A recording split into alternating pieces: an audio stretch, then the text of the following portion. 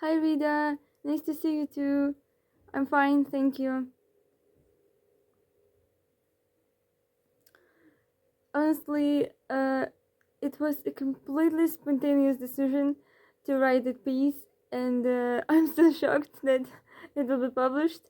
And I remember that it was June, and I was very devastated um after Volodymyr Tomko funeral, and I thought a lot of his death. I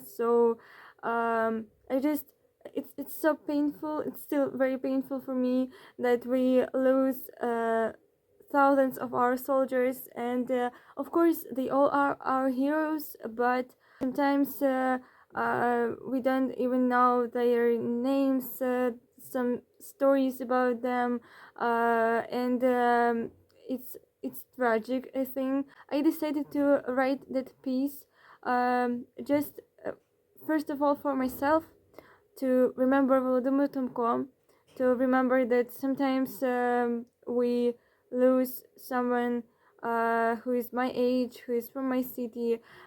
So maybe the inspiration was his sacrifice and the sacrifice of our other soldiers who defend us.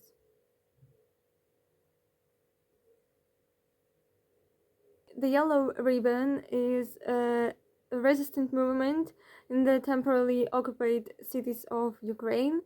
I read about these people only from news, and it was so unexpected and unforgettable to meet Hanna Boot, to meet a real person who resisted in Melitopol. Melitopol is still occupied, unfortunately, but the Yellow Ribbon still work there, and there are still people who cut yellow things into ribbons, and it's really respectful, and it's really brave because you can be tortured, you can be killed, because you trying to show Russians that it's your land, it's your home, and it's Ukraine.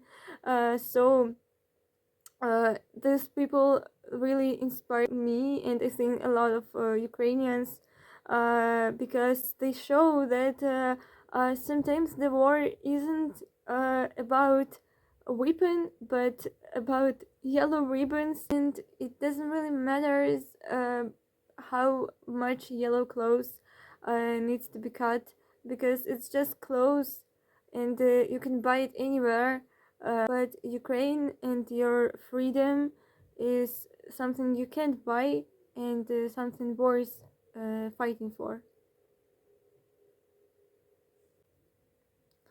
I think that social media are very powerful tool in this war, and not just because you can spread news through them, but just you can spread your personal stories, your personal experience.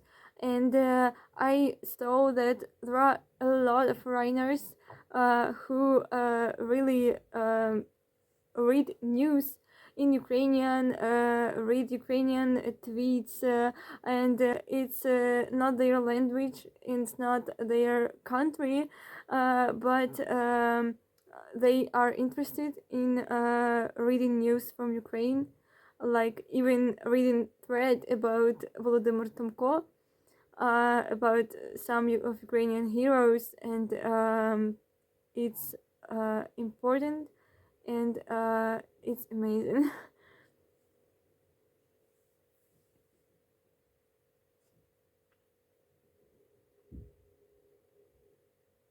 Well, the local youth center isn't exactly a center.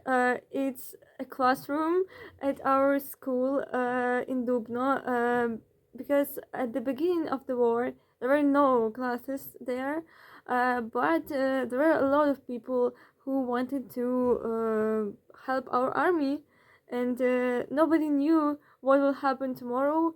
but everyone knew that today you should help your army. So people just organize the volunteer headquarters at this classroom. Now we have also a Facebook, Taneta. Taneta means nets, camouflage nets, and Julius use and so we receive orders from different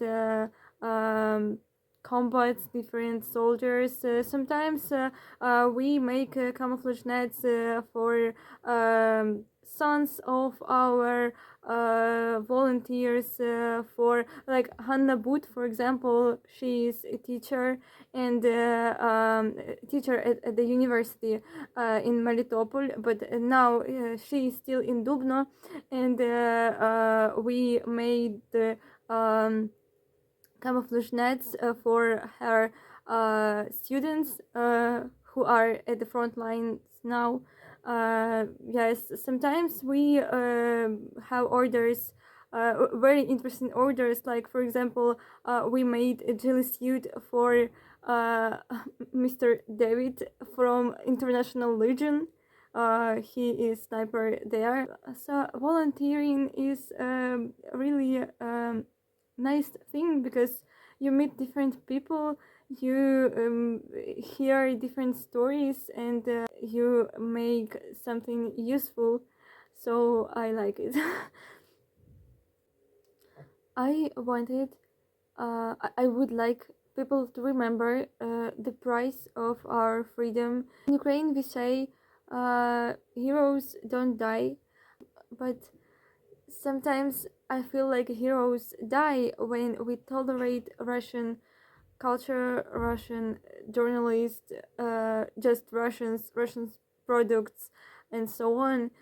So I want people to remember that our heroes fight for Ukraine and for Ukrainian future.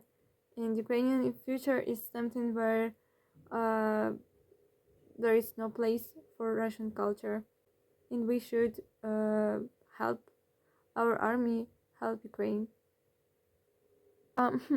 Usually, I don't like prose. I like poetry more. So I write poetry, but I write in Ukrainian only, and sometimes I write pieces. But pieces like June, it's not like it's not a big prose. Usually, I can just perform in Kyiv bars. So it's like more like a hobby, and something I do when I overthinking, when I feel like I want to talk about something. Thank you. It was pleasure to meet you. Bye bye.